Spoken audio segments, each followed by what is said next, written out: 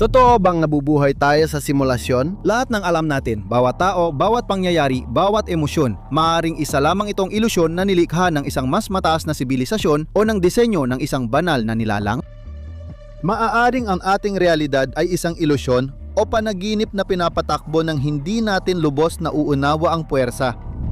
Ang teorya ng simulasyon na kamakailan lang dumami ang taga-suporta ay yumanig sa ating paniniwala at nagtulak sa atin na pagdudahan ang tunay na likas ng pag-iral. Bagamat kaakit-akit at nakakabahala ang ideyang ito, hindi ito bago at nakaugat na sa pinakamatandang pilosopikal na pagninilay. Sa paglalakbay na ito, susuriin natin ang kasaysayang konteksto, pilosopikal na pundasyon, teknolikal na pag-unlad at ebidensyang posibleng nagpapakita na nabubuhay tayo sa isang simulasyon. Paano natin ito gagawin? Tulad ng dati, inaanyayahan namin kayong mag-subscribe sa aming channel para suportahan kami at hindi ma-miss ang mga susunod na video. Isipin mo ang mga tao na nakatira sa isang tirahan nasa ilalim ng lupa na hugis kuweba na may mahabang pasukan na bukas sa liwanag na umaabot sa buong haba ng kuweba. Simula pagkabata, nakagapos ng kadena ang kanilang mga binti at leeg, kaya hindi sila makagalaw at tanging sa harap lang makatingin. Hindi rin nila maibaling ang ulo dahil sa mga kadena. Sa kilalang dialogo ni Plato, inilalarawan niya ang mga bilanggo na nakagapo sa kuweba mula pagkasilang. Ang mga bilanggo ay nakaharap lang sa isang pader ng kuweba kung saan anino ng mga bagay sa likod nila ang makikita dahil sa apoy. Sa kanila, ang mga anino lang ang realidad. Ginamit ni Plato ang metaporang ito upang ipakita kung paano maaring mamuhay ang mga tao sa isang kalagayan ng kamangmangan na napagkakamalang realidad ang mga anyo o hitsura lamang. Ayon kay Plato, makakamit lang ang tunay na kaalaman sa paglabas sa kuweba at pagmamasid sa totoong mundo. Sa kontekstong ito, maaring ituring ang mito ng kuweba bilang isa sa mga unang halimbawa ng pagninilay tungkol sa posibilidad na ang ating inaakalang totoo ay maaaring isang ilusyon lamang o limitadong representasyon ng tunay na kalikasan ng realidad. Ngunit kaagad sa itaas ko, halos lampas sa aking kakayahan, ay may kapangyarihan ng isang napakamakapangyarihang manlilinlang at kung ganoon, lahat ng bagay na aking nakikita ay ilusyon lamang. Pagkaraan ng maraming siglo, ang pilosopong Pranses na si René Descartes o Cartesio sa Italia ay nagbigay ng isa pang mahalagang pagninilay sa kalikasan ng realidad. Sa kanyang akdang mga meditasyong metapisikal, si Cartesio ay nagtanong tungkol sa suliranin ng radikal na pagdududa. Tinatanong niya kung ang lahat ng ating napapansin ay tunay nga ba o maaring mapanlinlang lamang. Para makamit ang tiyak na kaalaman, inisip ni Cartesio ang isang masamang henyo na maaring patuloy tayong linlangin at iparamdam ang mga bagay na hindi naman talaga umiiral. Layunin ni Cartesio na pagdudahan lahat hanggang sa makahanap ng di matutulang katotohanan. Nag-iisip ako, kaya ako ay umiiral. Ang ideya ng masamang henyo ay kahalintulad ng makabagong simulasyon na nagpapakita kung paano kayang likhain o manipulahin ng makapangyarihang nilalang ang ating pandamdam na karanasan. Ngayon, muling nabuhay at nabago ang ideya na maaring nabubuhay tayo sa isang simulasyon dahil sa pag-unlad ng teknolohiya, lalo na sa larangan ng computer at virtual reality. Dahil sa mas makatotohan ng video game, advanced na artificial intelligence at makapangyarihang simulasyon, lumalakas ang hinala na baka digital na simulasyon lang ang ating realidad. Hindi na lang ito philosophical na konsepto, kundi naging konkretong paksa ng diskusyon ng siyentipiko, pilosopo at futurologist. Si Nick Bostrom, pilosopong Suweko, ay isa sa mga pangunahing nagpasikat ng teorya ng simulasyon. Noong 2003 binuo ni Bostrom ang isang argumento na kilala bilang hypothesis ng simulasyon. Sabi ni Bostrom, kapag umunlad ng isang sibilisasyon at kayang gumawa ng mga sopistikadong simulasyon ng realidad, posible silang lumika ng maraming simulasyon. Sa ganitong senaryo, mataas ang posibilidad na tayo mismo ay isa sa mga simulasyong ito dahil mas marami ang mga simulated na realidad kaysa sa iisang orihinal na realidad. Ipinaliwanag ni Nick Bostrom sa artikulong Are You Living in a Computer Simulation ang kanyang simulation hypothesis. Hindi bababa sa isa sa mga sumusunod na pahayag ay totoo. ang bahagi ng mga sibilisasyon sa ating antas ng pag-unlad na nakakamit ang isang post-human na yugto ay napakalapit sa zero. Halos wala ng post-human na sibilisasyon ang gustong magpatakbo ng simulation ng kasaysayan ng tao.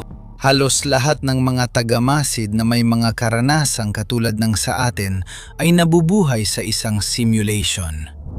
Sa pamamagitan nito, sinasabi sa atin ni Bostrom na kakaunti lamang ang mga teknologikal na sibilisasyon na nabubuhay ng sapat na matagal upang magkaroon ng kakayahang lumika ng mga advanced na simulation. Bagamat may ilang sibilisasyon na umabot dito, posibleng hindi sila interesado sa paggawa ng simulation ng buhay ng tao. Kung nagawa at malawak na ginamit ng mga sibilisasyong ito ang teknolohiyang ito, malamang mas marami ang may malay na nilalang sa mga simulation kaysa sa totoong mundo dahil mas marami ang simulation kaysa sa tunay na realidad.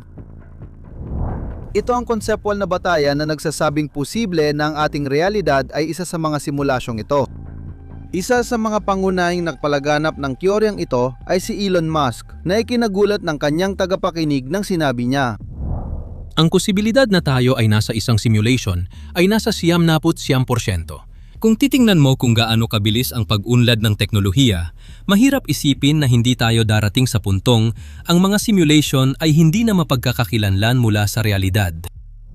Ipinapansin ni Musk na dahil sa mabilis na pag-unlad ng teknolohiya at sa kakayahan nating lumika ng mga virtual na mundo na lalong nagiging makatotohanan, mahirap isipin na hindi tayo darating sa puntong ang mga simulation ay hindi na mapagkakakilalan mula sa realidad. Sa puntong ito, hindi maiiwasang itanong kung may ebidensya ba na tayong lahat ay bunga lamang ng isang simulation. Maaring sabihin na wala pang tiyak na ebidensya, ngunit may ilang nakakabahalang palatandaan na maaring magpahiwatig na hindi dapat basta-basta isantabi ang hypothesis na ito. Isang argumento pabor sa teorya ng simulasyon ang pagkakaroon ng mga pisikal na limitasyon sa universo. Halimbawa, ang bilis ng liwanag ang pinakamataas na limitasyon. Walang bagay na mas mabilis dito. Maaring ito ay limitasyon ng simulation para makatipid ng mga rekurso sa pag-compute. Sa simulation, ang speed limit ay nag-aalis ng pangangailangang kalkulahin ang mga pangyayaring nangyayari agad sa walang katapusang distansya, kaya bumababa ang komplikasyon at computational power na kailangan. Sa mga video game, halimbawa, may tinatawag na mga limitasyon sa frame rate na siyang bilang ng mga larawan kada segundo na ipinapakita ng laro. Mas maraming larawan, mas mukhang makinis ang galaw. Kadalasan, nililimitahan ng mga video game ang frames sa pinakamababang bilang na kailangan para makatipid sa enerhiya at resources habang pinapanatili ang magandang karanasan. Pwede rin nating isipin na naglalagay ng limitasyon ang universo tulad ng bilis ng liwanag para hindi makalkula ang lahat sa sobrang detalye at makatipid ng computational resources. Pero ang maaring maging mahalagang palatandaan para sa ilan ay ang presensya ng mga pagkakamali o problema na tinatawag na glitch. May naniniwala na ang kakaibang nangyayari sa universo ay parang glitch sa simulation. Halimbawa, ang dark matter at dark energy ay misteryosong bagay na di pa may paliwanag ng siyentipiko at posibleng bahagi ng simulation na di natin nauunawaan. Isang mas konkretong halimbawa ng posibleng glitch ay ang Mandela Effect. Ang Mandela Effect ay kapag ang isang grupo ng mga tao ay naalala ang isang pangyayari sa ibang paraan kaysa sa totoong nangyari. Ipinangalan nito kay Nelson Mandela, dating Pangulo ng South Africa, dahil maraming nag-aakalang namatay siya sa kulungan noong dekada 80, pero sa katunayan ay pinalaya siya at naging Pangulo. Ang ganitong uri ng kolektibong pagkakamali ay maaring magpahiwatig na may nabago sa simulasyon na nagdudulot ng kalituhan sa ating alaala. Halimbawa ng glitch ang deja vu, yung pakiramdam na parang naranasan mo na ang isang bagay dati. Yung mga nakapanood ng Matrix ay alam na ang deja vu ay dahil sa manipulasyon sa Matrix. Ang pelikula, gaya na maiisip ninyo, ay kumuha ng inspirasyon mismo mula sa teoryang ito. Pero ang pinakaimportanteng palatandaan ay galing sa pisikang quantum na nagpapakita ng kakaibang mga pangyayari na maaaring ebidensya ng simulasyon. Isa rito ang kwantikong entanglement kung saan tila konektado ang dalawang partikula kahit malayo sila sa isa't isa. Parang agad silang nag-uusap, gaya ng dalawang karakter sa video game na mabilis magbahagi ng impormasyon dahil sa programang nagkokontrol sa kanila. Ang prinsipyo ng kawalang tiyak ni Heisenberg ay nagsasabing hindi pwedeng eksaktong malaman sabay ang posisyon at bilis ng isang partikula. Parang pinipili ng universo na wag ipakita ang lahat ng detalye ng sabay-sabay. At maaring ang dahilan ay yung nabanggit natin kanina para makatipid ng resources. Parang sa video games, lalabas lang ang detalye ng paligid kapag tiningnan ng player. Ang prinsipyo ng hindi katiyakan ni Heisenberg ay nagpapakita lang ng kailangan at kailan ito kailangan. Isa pang palatandaan ng simulasyon ay makikita kapag obserbahan natin ang universo na tila sumusunod sa eksaktong mga patakaran ng matematika. Napansin ni James Gates na ilang ekwasyong naglalarawan sa pangunahing field ng universo ay may magkatulad na estruktura base sa obserbasyon. Katulad ng mga error correction code na ginagamit sa mga computer para matukoy at maitama ang mga error sa datos. Mahalaga ang mga error correction code para matiyak na tama ang pagpapadala o pagproseso ng digital na datos kahit may interference. Nadiskubre ni Gates ang mga code na ito sa isang partikular na klase ng mga equation na tinatawag na mga equation ng supersymmetry. Ang supersymmetry ay teoryang nagsasama ng mga pangunahing puwersa ng kalikasan at nagmumungkahi ng komplementaryong partikulo sa bawat kilalang partikulo. Nang natagpuan ko ang mga error correcting code sa mga equation ng supersymmetria, napagtanto ko na eksakto silang katulad ng mga ginagamit sa mga browser para itama ang mga error sa ipinapadalang datos. Dahil dito, napaisip ako na baka talaga tayong nabubuhay sa isang uri ng code, parang nasa isang computer simulation. Parang may sariling sistemang pangwawasto ang universo para siguraduhin maayos ang lahat, tulad ng video game o software na iniiwasan ng error para gumana ng tama. Kung ang universo ay parang computer, ang mga kodigong pangwawasto ng error ay maaring patunay na tayo ay nasa simulation kung saan isinulat ang mga batas ng pisika para matiyak ang katatagan at pagkakaugnay ng sistema. Kung sino ang sumulat ng mga patakarang ito, may isa pang dapat suriin, ang kamalayan. Paano natin maipapaliwanag ang kamalayan? Maging sa pagkakataong ito, may ilang mga eskular na nagmumungkahi ng ating kamalayan o ang nagbibigay sa atin ng pagkaalam ay maaring bahagi rin ng isang simulation. Maaring isa itong programang inilagay sa simulation. Sa ganitong pananaw, parang computer ang otak natin na poproseso ng software ng realidad na ating ginagalawan. Kung ang kamalayan natin ay programang inilagay sa simulation, maaring ito ang paliwanag sa maraming misteryo ng kamalayan. Halimbawa, pwede nitong ipaliwanag ang mga fenomena gaya ng intuisyon, karanasang labas sa katawan o pambihirang kakayahan ng ilan, tulad ng kahangahangang memorya o kakayahang psikiko. Maaring ang mga misteryosong pangyayaring ito ay mga katangian o bug ng programa. May mga tao ring may direktang access sa mekanismo ng simulasyon, kaya nilang gumawa ng tila imposibleng o sobrenatural na bagay. Dahil sa mga konsiderasyong ito, interesante tuklasin ang dalawang posibleng senaryo.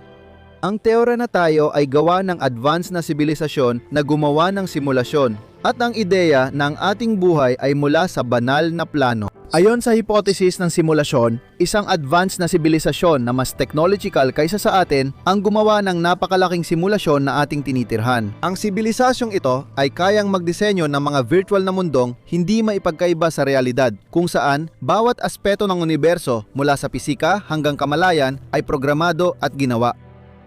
Sa ganitong konteksto, ang mga nilalang na bumuo ng simulasyon ay maaaring ituring na halos Diyos kumpara sa atin dahil taglay nila ang mga kakayahan at kaalaman na lampas sa ating pangunawa. Ayon sa hipotesis, posibleng lumika ang mga advanced na sibilisasyon ng maraming populasyon at payak na mga simulasyon na bawat isa ay tinitirhan ng di mabilang na mga nilalang na may kamalayan. Kaya malamang na ang ating realidad ay isa sa mga ito. At maaari pa nating maisip na ang mismong mga simulasyon ay kayang lumika ng sarili nilang mga simuladong mundo.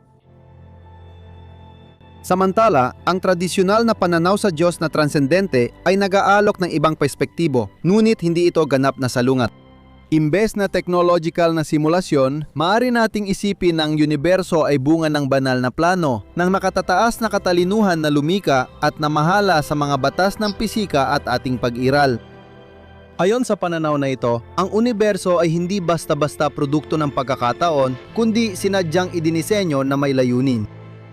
Parehong ang hipotesis ng simulasyon at ng banal na plano ay nagtutulak na isipin na ang ating realidad ay bunga ng isang sinadyang paglikha. Sa parehong kaso, ang universo ay tila isang sistemang may mga batas at prinsipyo para sa maayos na pag-andar. Kung ito man ay advanced na sibilisasyon na nagprograma ng ating realidad o isang Diyos na lumikha ng universo ng may layunin, parehong hipotesis ay nagtutulak sa atin na isipin ang misteryo at komplikasyon ng ating pag-iral. Marahil hindi ganoon kahalaga na tukuyin kung alin sa dalawa ang totoo, kundi ang kilalanin na maaaring mas malalim pa ang realidad kaysa sa kaya nating maunawaan na nagtutulak sa atin na patuloy na magtanong at maghanap ng mas mataas na kahulugan.